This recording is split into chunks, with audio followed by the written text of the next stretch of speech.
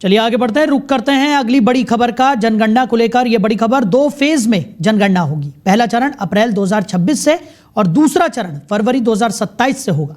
इस बार digital mode में जनगणना होगी। राहुल गांधी के सवाल का गृह मंत्रालय ने जवाब दिया है। तो केंद्रीय गृह मंत्रालय ने लोकसभा को बताया कि जनगणना 2027 की प्रक्रिया 2 स्टेज में होगी, जिसकी शुरुआत 2026 में घरों की लिस्टिंग और घरों का डेटा इकट्ठा करने से होगी। नेता प्रतिपक्ष राहुल गांधी के एक सवाल के लिखित जवाब में विवरण देते हुए गृह राज्य मंत्री नित्यानंद राय ने कहा कि पहले चरण में आवास गणना और दूसरे चरण में आबादी की गणना की जाएगी। पहला फेज अप्रैल से सितंबर 2026 के बीच 30 दिन में पूरा होगा। इसके लिए राज्य और केंद्र शासित प्रदेश टाइमलाइन तय करेंगे। दूसरा फेज, जिसमें आबादी की गिनती होगी, वो फरवरी 2027 में होगी। जनगणना 2027 की टाइमलाइन पिछली जनगणनाओं में अपनाए गए तरीकों की तरह ही रखी गई है। मंत्रालय के मुताबिक 1 मार्च 2027 को रात 12 बजे पूरे देश में गिनती के लिए रेफरेंस डेट होगी। हालांकि लद्दाख और जम्मू कश्मीर, हिमाचल प्रदेश और उत्तराखंड के बर्फीले इलाकों के लिए आबादी की गिनती सितंबर 2026 में की जाएगी। 1 अक्टूबर 2026 को रेफरेंस डेट मानी जाएगी। तो इस बार डिजिटल मोड में ये जनगणना होने वाली है। राहुल गांधी के सवाल का गृह मंत्रालय ने जवाब दिया है। 2 फेज में जनगणना होगी। पहला चरण अप्रैल 2026 से और दूसरा चरण फरवरी 2027 से शुरू होगा। तो पहले चरण में घरों की गिनती और दूसरे चरण में लोगों की गिनती यहाँ पर होगी। तो जनगणना 2 फेज में होने वाली है। तो खबर पर ज़्यादा चर्चा के लिए नवीन दुबे जी राजनीतिक विश्लेषक हैं, वो हमारे साथ जुड़ गए। नवीन जी, बहुत स्वागत है आपका। जी धन्यवाद। नवीन जी, जनगणना को लेकर एक लंबी चौड़ी बहस हमने देखी है और अब जब जनगणना को लेकर राहुल गांधी ने सवाल किया तो गृह मंत्रालय की तरफ से एक लिखित विवरण यहाँ पर दिया गया है। 2 फेज में इस बार जनगणना होने वाली है। डिजिटलाइज जनगणना इस बार होगी, कैसे देख रहे हैं? निश्चित तौर पर जनगणना होनी चाहिए और डिजिटलाइज होनी चाहिए, बहुत अच्छी बात है। लेकिन क्या वो पब्लिक डोमेन में सार्वजनिक की जाएगी? प्रश्न इस बात का है। जिस तरीके से चुनाव आयोग एफआईआर कर रहा है लेकिन डिजिटलाइज नहीं कर रहा है, उसको पब्लिक डोमेन में वो चीजें सामने आ नहीं रही है। मुझे अगर अपने पड़ोसी का देखना है कि वोट है या नहीं है तो नहीं देख सकते हैं।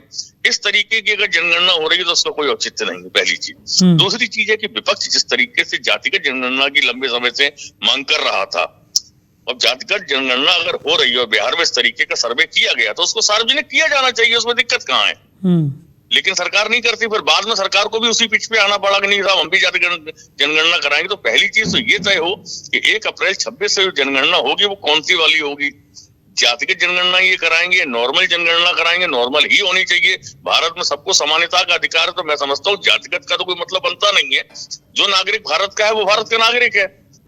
इसलिए जनगणना होनी चाहिए। डिजिटलाइज होने का मतलब है कि पब्लिक डोमेन में वेबसाइट पर पड़ी हो, जो भी आदमी जानना चाहता है, देखना चाहता है, वो उसका विवरण चेक कर सकता है, चाहे अपना हो, पड़ोसी का हो, किसी का भी हो। दूसरी चीज ये है कि उसमें अपडेटिंग का विकल्प रहना चाहिए कि टाइम टू टाइम लोग, जैसे आपके यहाँ जन्म मृत्यु प्रमाण पत्र बनते हैं तो उस डिपार्टमेंट की जिम्मेदारी लगाई जाए कि वो साथ के साथ उसको अपडेट करे अपनी जिम्मेदारी के साथ। उनको एक लॉगिन के लिए आईडी और पासवर्ड दे दिया जाए तो कम से कम ये चीजें बेहतर हो सकती है। और बार बार ये एक्सरसाइज करने की जरूरत नहीं, तो पैसा खर्च होता है देश का जी। आप एक बार अगर डिजिटलाइज कर रहे हैं, उसको अपडेट करते रहेंगे तो फिर बार बार करने की जरूरत ही नहीं पड़ेगी। आपके पास बिल्कुल एग्जैक्ट फिगर रहेगी कि हमारे किस वर्ष के, कितनी उम्र के कौन लोग हैं।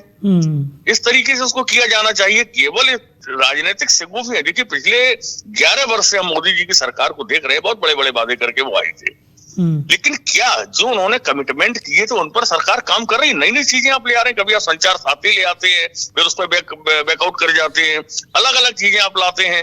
अरे भाई, कुछ कंक्रीट लाइए। देश की जनता को जिस चीज की जरूरत, इंडस्ट्रियलाइजेशन आप बात नहीं करना चाह रहे हैं, सर्विस सेक्टर के ऊपर आप बात नहीं करना चाह रहे कि भाई लोगों को कैसे कैपेबल बनाए। आपने कहा स्किल इंडिया के तमाम सेंटर खोले, शहरों में तो देखें आप जाके तो फिजिकली ताले लटके पड़े हैं, वो केवल कागजों पर चल रहे हैं। तो इस तरीके से स्किल इंडिया आप करेंगे, समझ से में नहीं आता है। आपको जमीनी धरातल पर करना पड़ेगा।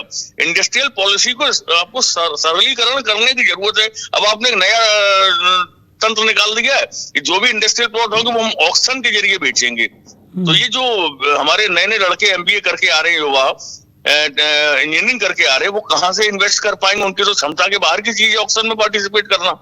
उनके पास तो एलिजिबिलिटी क्राइटेरिया भी नहीं होगा। तो आपने जो आप कहते हैं कि साहब हम स्टार्टअप दे रहे, कहां से आप स्टार्टअप दे रहे? कौन सी स्कीम है इनकी इंडस्ट्रियल प्लॉट की जो स्टार्टअप वालों के लिए आगे बढ़ाई है? सरकार को इस पर चिंतन करने की जरूरत है, बजाय इधर उधर ध्यान भटकाने के। ठीक है, चलिए नवीन जी हमारे साथ जुड़ने के लिए, इस तमाम चर्चा के लिए आपका बहुत शुक्रिया। Thank you. तो जनगणना को लेकर राहुल गांधी के पूछे गए सवाल का अब गृह मंत्रालय की तरफ से जवाब दिया गया है। बताया जा रहा है कि जनगणना 2 फेज़ में होगी। पहला फेज़ अप्रैल 2026 से और दूसरा फेज़ फरवरी 2027 से शुरू होगा। तो इस बार डिजिटल मोड में ये जनगणना होगी।